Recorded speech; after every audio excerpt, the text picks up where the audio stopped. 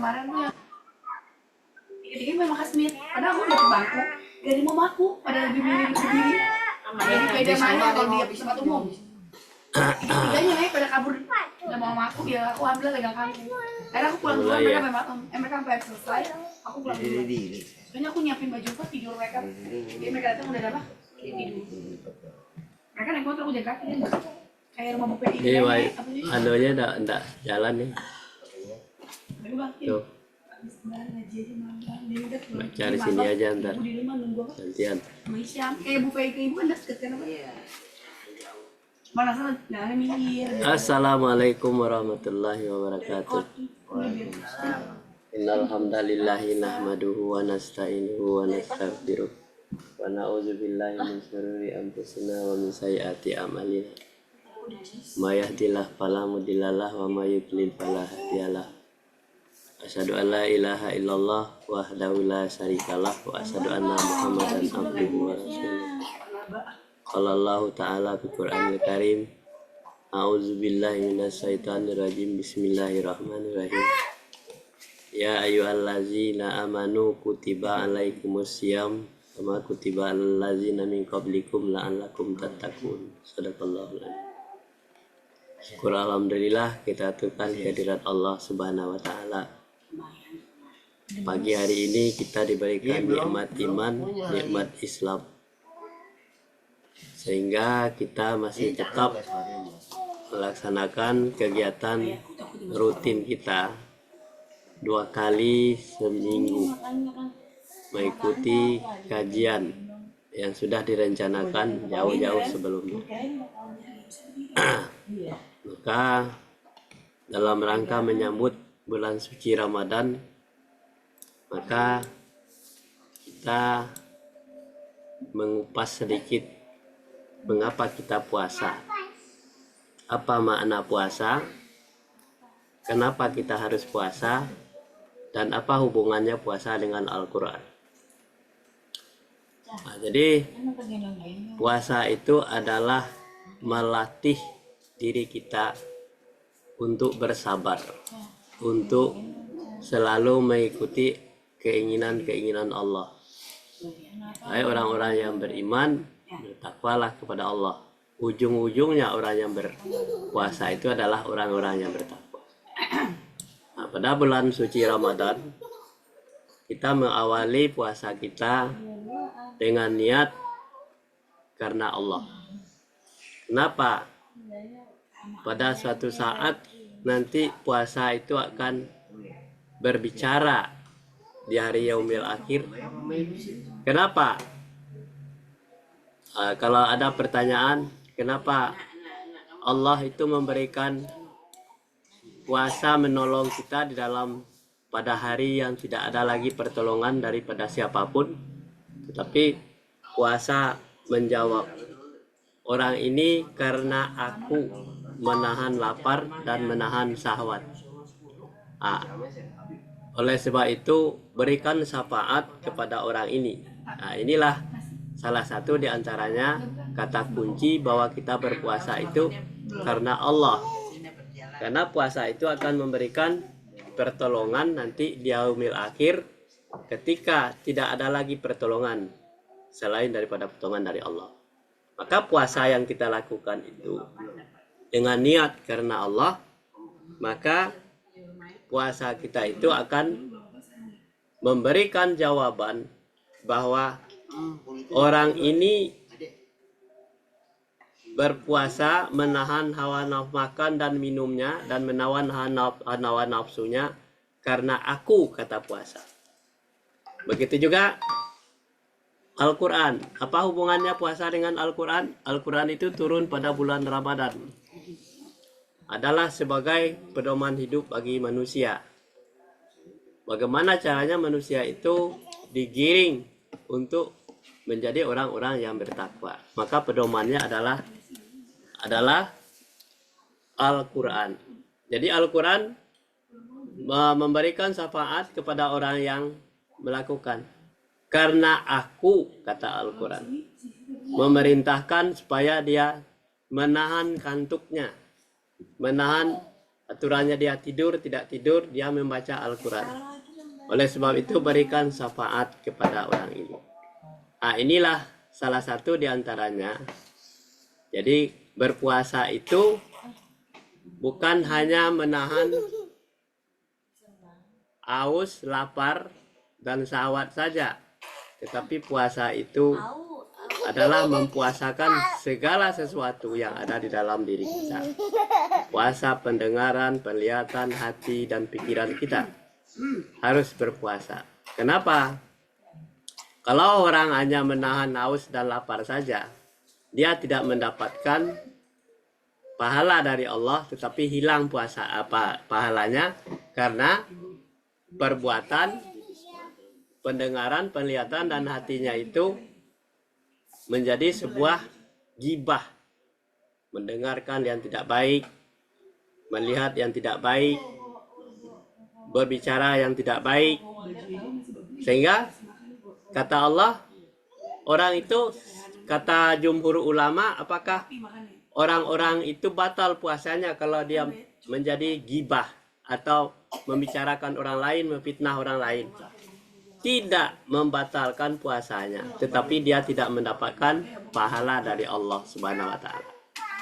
Jadi alhasil puasanya hanya menahan haus dan lapar dan syahwat saja, tetapi tidak dapat pahala. Jadi oleh sebab itu kita berpuasa itu semuanya dipuasakan, mulai dari pendengaran, penglihatan, hati, ucapan kita, lidah kita, kemudian haus dan lapar dan dahaga, semuanya dipuasakan. Kenapa? Karena kita menuju orang-orang yang akan bertakwa. Nah, inilah salah satu di antaranya. Jadi kalau orang gibah boleh enggak? Silakan saja silakan gibah. Membicarakan orang lain, memfitnah orang lain, silakan saja. Puasanya batal enggak? Enggak batal. Tetapi dia tidak mendapatkan pahala dari Allah Subhanahu wa taala. Tetapi dia hanya dapat menahan haus dan lapar saja. Jadi oleh sebab itu, untuk mencapai ketakwaan kita kepada Allah, maka puasa kita itu semuanya kita tahu. Unsur-unsur yang membatalkan puasa. Yang membatalkan puasa itu secara lahiriah memasukkan sesuatu ke dalam mulut kita, makanan, minum, segalanya itu batal puasa.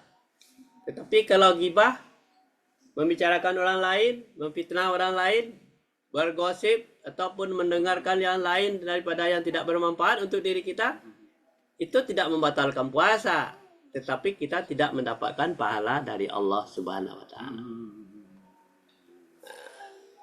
Jadi kita lanjut ya, itu puasa. Jadi puasa itu adalah kunci untuk salah satu di antaranya untuk kita mendapatkan syafaat di hari yaumil akhir. Nah, kita lanjut dengan kajian kita. Ya, kita lihat perhatikan suratnya. Nah, di dalam surat 16 ayat 128. A'udzubillahi minasyaitonirrajim. Bismillahirrahmanirrahim. Innallaha ma'allazina taqu wallazina hum muhsinun. Ya. Sesungguhnya Allah beserta orang-orang yang bertakwa dan orang-orang yang berbuat kebaikan. Jadi kalau kita menjadi orang yang bertakwa, Allah itu beserta kita, dan orang berbuat baik, Allah beserta kita. Tetapi kalau kita tidak menjadi takwa, tidak berbuat baik, atau berbuat baik saja tidak bertakwa, juga Allah tidak beserta kita. Jadi takwa dan berbuat baik itu adalah pasangannya yang ideal. Kita lanjut, nanti baca nih, masing-masing baca sini. Coba bacanya.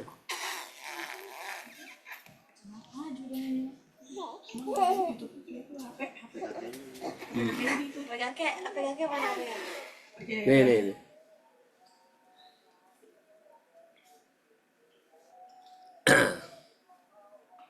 Share dulu itunya link. Udah ada link. Khairun Nas.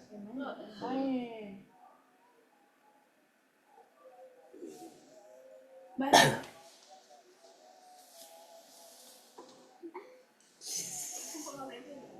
Bisa. Ya. Jadi salah satu di antaranya adalah kita berniat untuk mendapatkan ridha Allah.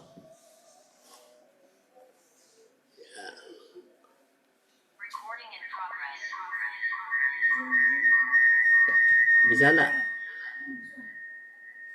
Keluar. Keluar. Ya. Coba baca.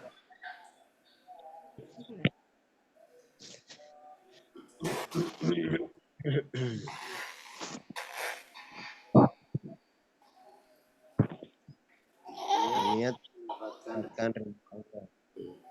Dan di antara manusia ada orang yang mengorbankan dirinya karena mencari ridha Allah. Dan Allah maha penyantun kepada hamba-hambanya.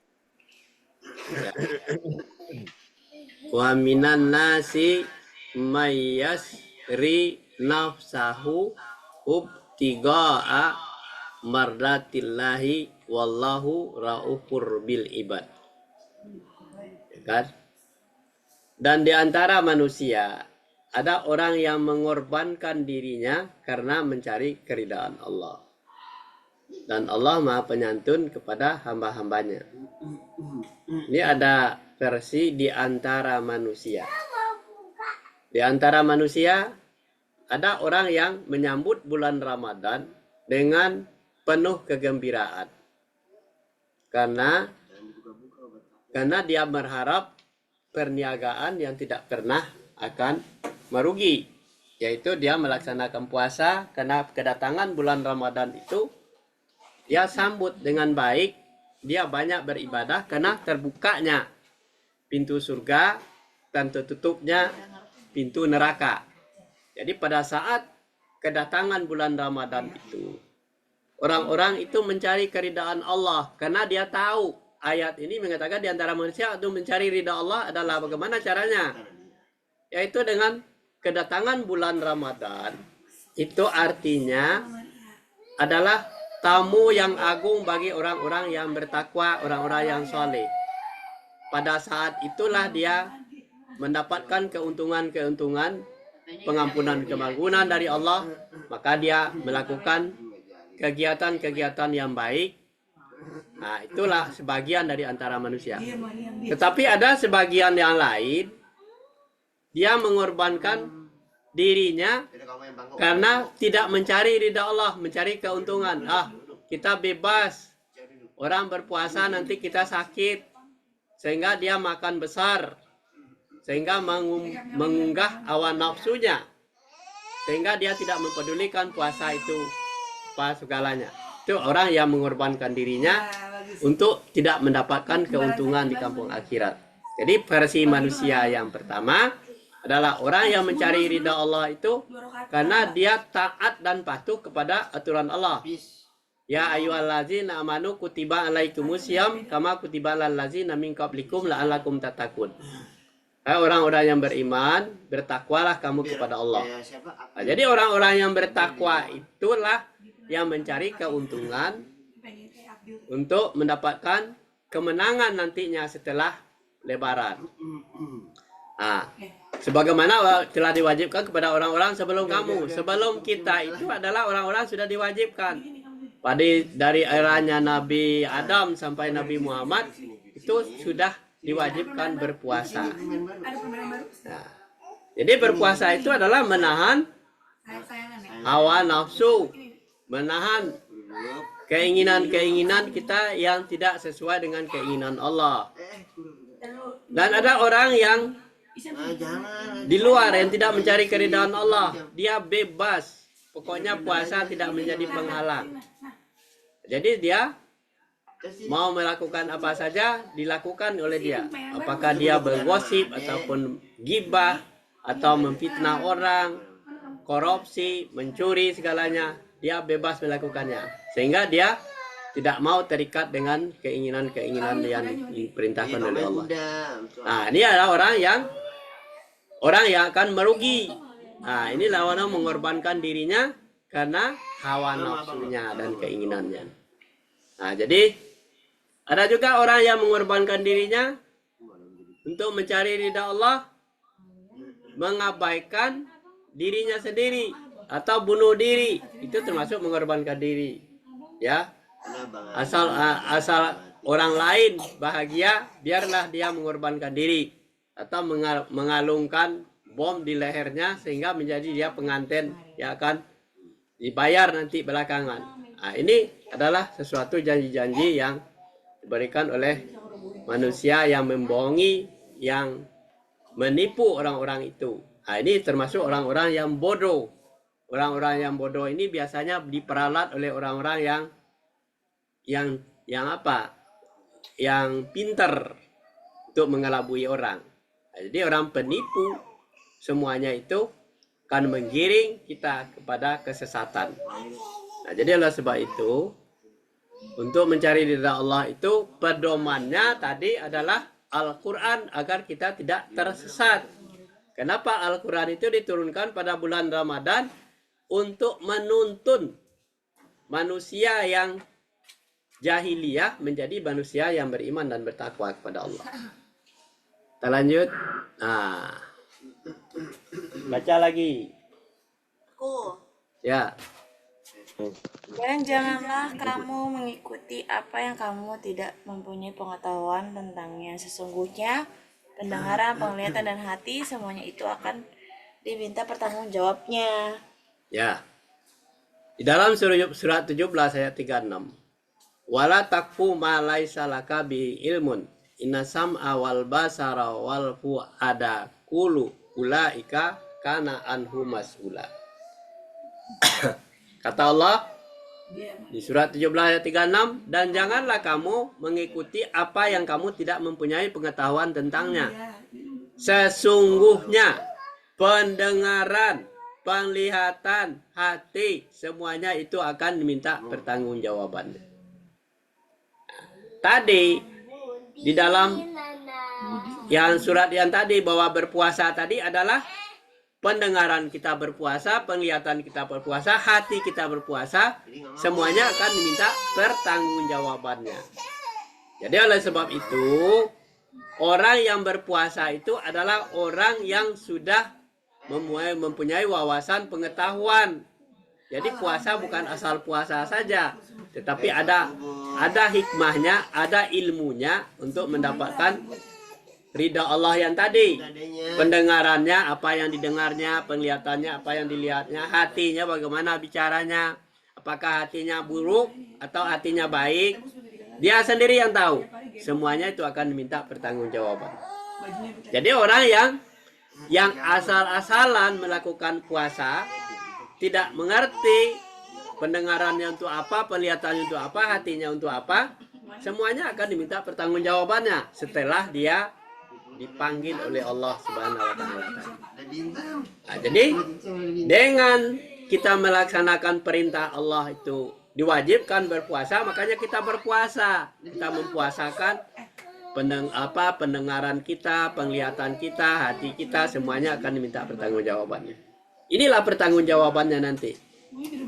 Ditanya, kemana saja pendengaran kamu lakukan? Apakah kamu mendengarkan gosip-gosip? Penglihatan kamu, apakah penglihatan kamu hanya untuk hal-hal yang menarik di dunia saja? Hati kamu bagaimana? Jadi hati itu harus diisi dengan iman dan takwa kepada Allah. Sebab itu akan minta pertanggungjawabannya. Lanjut.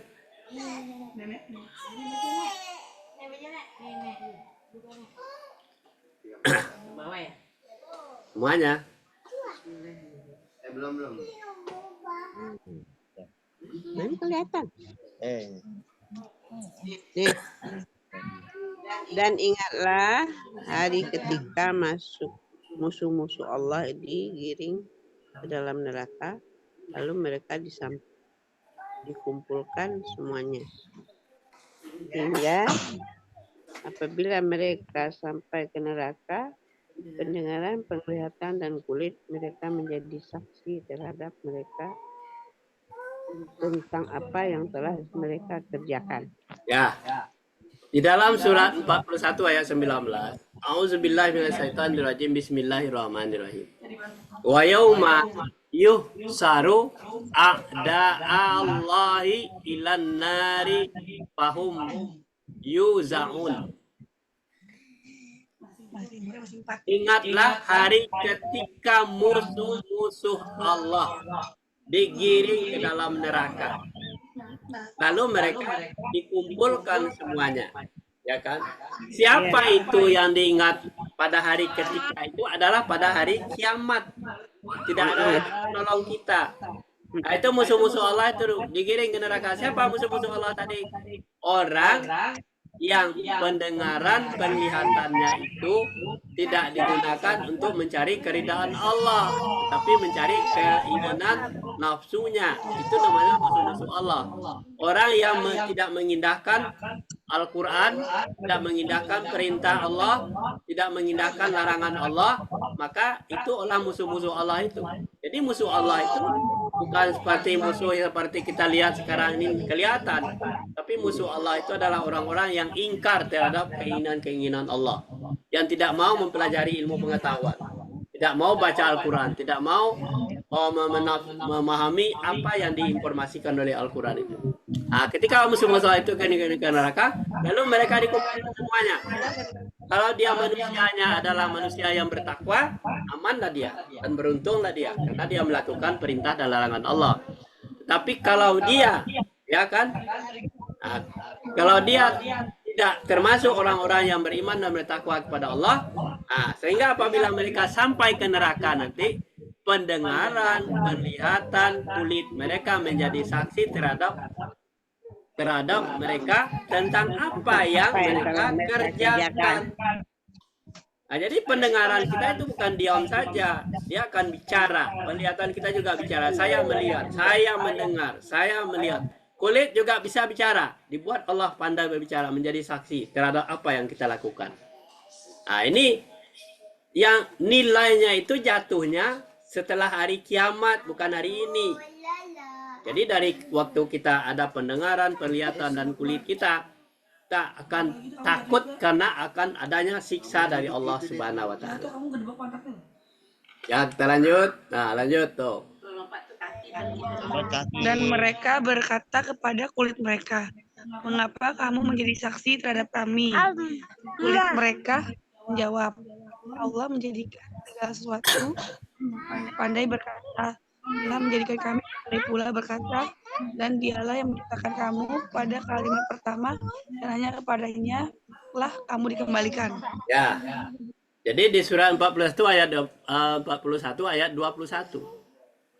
A'udzubillahi minasyaitonirrajim. Bismillahirrahmanirrahim.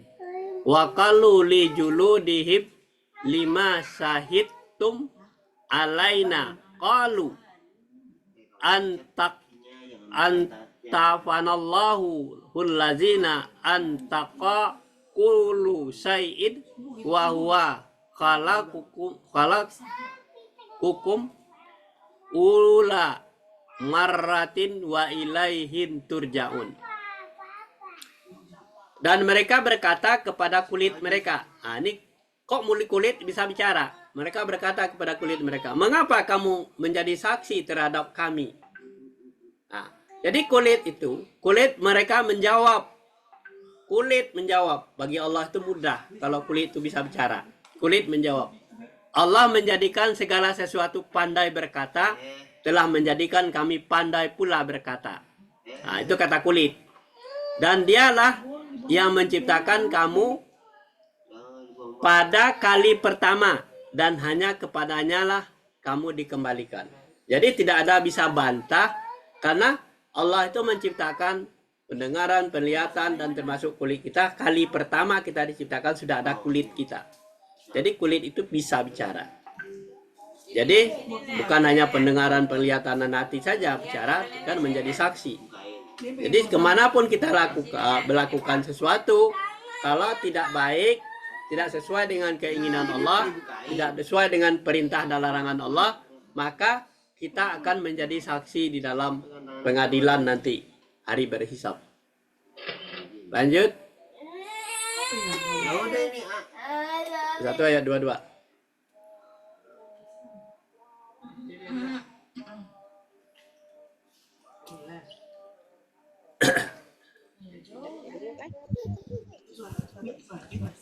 Kami sekali-sekali tidak dapat bersembunyi dari kesaksian, pendengaran, penglihatan dan kulitmu kepadamu. Bahkan kamu mengira bahwa Allah tidak mengetahui kebanyakan dari apa yang kamu kerjakan. Mereka itu berbuat dosa dengan terang-terangan karena mereka menyangka bahwa Allah tidak mengetahui perbuatan mereka dan mereka tidak mengetahui bahwa apa? Mana sih? Ya, Paut. ya. Wah, udah gitu. bahwa Jadi di surah 41 ayat 22. A'udzubillahi minasyaitonirrajim. Bismillahirrahmanirrahim. Wa ma kuntum tastiruna ayas hada alaikum sam'ukum wala absarukum wala juludukum walakin zanantum annallaha la ya'lamu kasiram mimma ta'malun. Sadaqallahul azim. Kamu itu berarti diri kita sendiri. Kamu tidak bisa. Kamu itu bisa ke kita ya. Kita tidak bisa sekali-kali tidak bersembunyi dari kesaksian, pendengaran, penglihatan dan kulit kita. Tidak bisa. Bisa bersembunyi pendengaran, penglihatan dan kulit kita sendiri. Bahkan kita mengira bahwa Allah itu tidak mengetahui kebanyakan dari apa yang kita kerjakan. Allah tahu apa yang kita lakukan, pribadi masing-masing.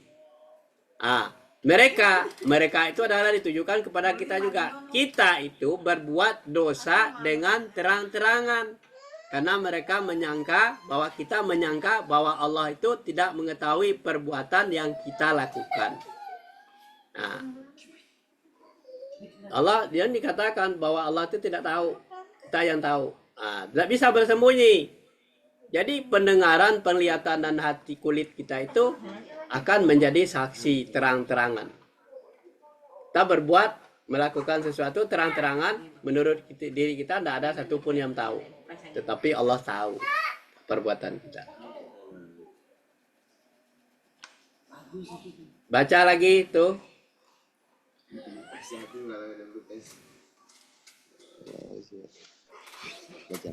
Bacalah apa yang telah diwahyukan kepadamu, yaitu Alkitab, Al-Quran, dan dirikanlah sholat. Sesungguhnya sholat itu mencegah dari perbuatan-perbuatan keji dan mungkar. Dan sesungguhnya mengingat Allah itu sholat adalah lebih besar keutamaan dari ibadah-ibadah yang lain. Dan Allah mengetahui apa yang kamu kerjakan. Di dalam surat 29 ayat 45. A'udzubillahi minasyaitonirrajim. Utlu ma uhiya ilaika minal kitab wa aqimus shalah inna sholata tanha anil fahsai wal munkar wala zikrullahi akbar wallahu ya'lamu ma tasnaun.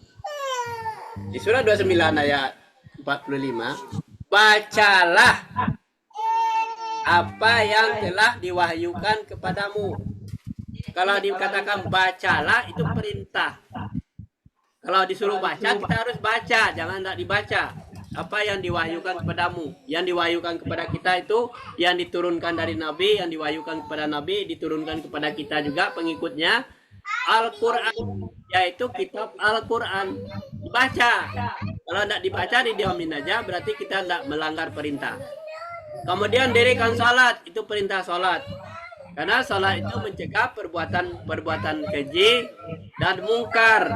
Orang yang salat itu pasti tahu dia, ini kalau perbuatan keji mungkar mencegah. Sesungguhnya mengingat Allah atau salat adalah lebih besar keutamaannya dari ibadah-ibadah yang lain. Dan Allah mengetahui apa yang kamu kerjakan. Jadi perintah Allah tidak boleh disanggah, tidak boleh dibantah. Kalau disuruh baca, kita harus baca. Kalau kita tidak baca, berarti kita melanggar perintah Allah. Apa yang dibaca? Al-Quran. Kemudian salat.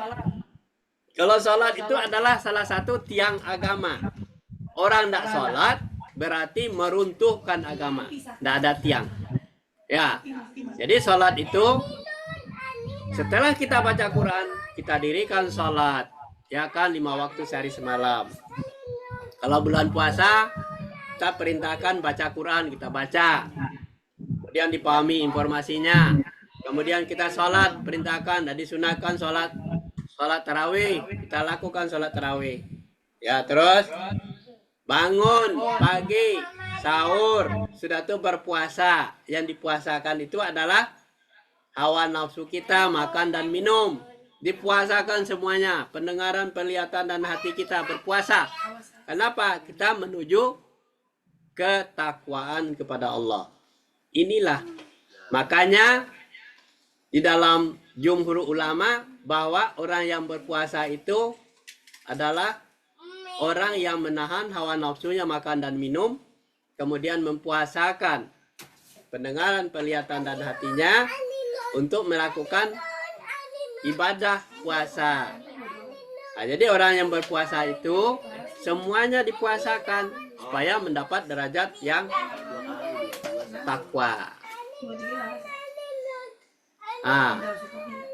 Baca tuh. Bacalah dengan menyebut nama Tuhanmu yang menciptakan. Dia telah menciptakan manusia dari segumpal darah. Bacalah dan Tuhanmu yang Maha Pemurah. Nah, berapa kali Allah menyebut baca? Ya kan? Bacalah dengan menyebut nama Tuhanmu yang menciptakan kamu. Iqra bismi rabbikal ladzi khalaq. Bacalah. Ini ayat yang pertama turun nih. Disuruh baca supaya membuka tabir alam. Dan dialah menciptakan manusia dari segumpal darah. Siapa yang menciptakan? Adalah Allah. Yang bismillahirrahmanirrahim tadi. Bacalah bahwa Tuhanmu lah yang Maha Pemurah. Kenapa kita baca? Karena Tuhan itu Maha Pemurah. Terus lanjut.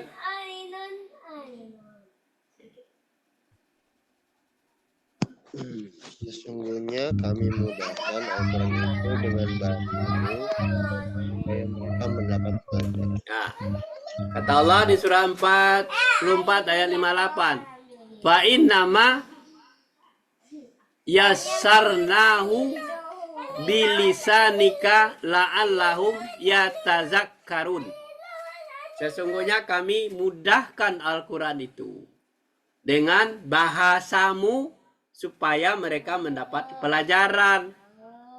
Kalau dikatakan Allah mengatakan mudah, kalau Arabnya saja dibaca kita tidak ngerti, dengan bahasa kita sendiri, bahasa Indonesia diterjemahkan supaya mendapatkan pelajaran. Kalau Arabnya saja dibaca, fa innama yasarnahu bilisanika la'allahum yatazakkarun, itu saja yang dibaca, kita tidak mengerti. Kenapa harus diterjemahkan dalam bahasa Indonesia dengan bahasa kita sendiri supaya mereka mendapatkan pelajaran. Inilah. Lanjut. Jatuh. Panjang apa-apa. Kayak pahalanya banyak. Orang Rasul-pun, melainkan dengan bahasa kaumnya, supaya ia dapat memberi penjelasan dengan apa sih? Bilang ini. Perang. Iya, perang. Perang kepada mereka. Maka Allah menyesatkan siapa yang dia hendaki dan memberi petunjuk kepada siapa yang dia hendaki, dan dialah Tuhan yang Maha Kuasa lagi Maha Bijaksana. Al-Quran diturunkan dalam bahasa Arab itu bukanlah berarti bahwa Al-Quran untuk bahasa Arab, tapi untuk seluruh manusia. Disesatkan Allah berarti bahwa orang taat tak berhubung keingkaran dan tidak memahami petunjuk Allah. Dalam ayat ini, karena mereka itu ingkar dan tidak memahami apa sebabnya Allah menjadikan nyamuk sebagai perumpamaan, maka mereka itu menjadi sesat. Ya. Jadi di dalam surat 4 ayat 4 ya. 14 ayat 4. Wa ma arsalna min rasulin illa bilisanika qaumihi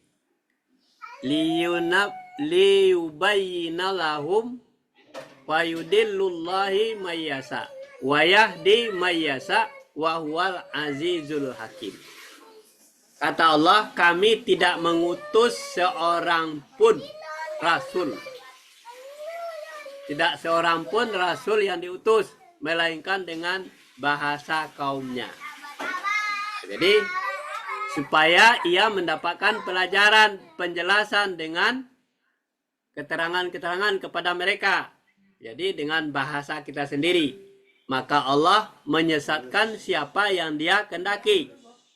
Dan Allah memberikan petunjuk kepada siapa yang dia kehendaki. Dan dialah Tuhan yang maha kuasa lagi maha bijaksana. Jadi Al-Quran itu diturunkan dengan dalam bahasa Arab itu bukan berarti bahwa Al-Quran itu untuk bangsa Arab saja.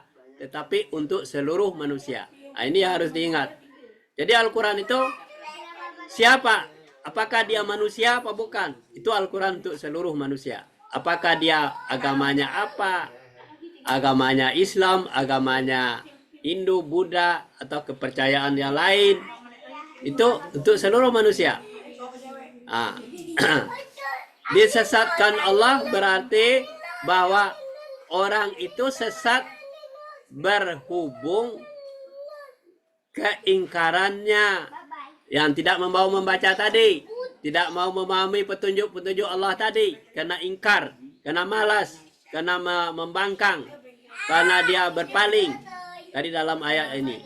Karena mereka itu ingkar dan tidak mau memahami apa sebab Allah menjadikan nyamuk sebagai perumpamaan. Nah, nyamuk sebagai perumpamaan. Nyamuk itu ada napasnya, ada segalanya. Dia mengikuti perintah Allah. Nah, mereka itu akan menjadi sesat. Maka mereka itu akan menjadi sesat. Jadi orang yang disesatkan itu adalah orang-orang yang membangkang, tidak mau mendengarkan, tidak mau melakukan perintah-perintah Allah yang disampaikan oleh Rasul. Sampai di sini dulu kajian kita pagi hari ini. Mudah-mudahan mendapatkan ridha Allah dan kita menjadi orang yang bertakwa. Kita menjadi puasa yang Allah sesuai dengan petunjuk Allah dalam Al-Quran. Wabillahi taufik wal hidayah. Assalamualaikum warahmatullahi wabarakatuh. Waalaikumsalam warahmatullahi wabarakatuh. Siapa?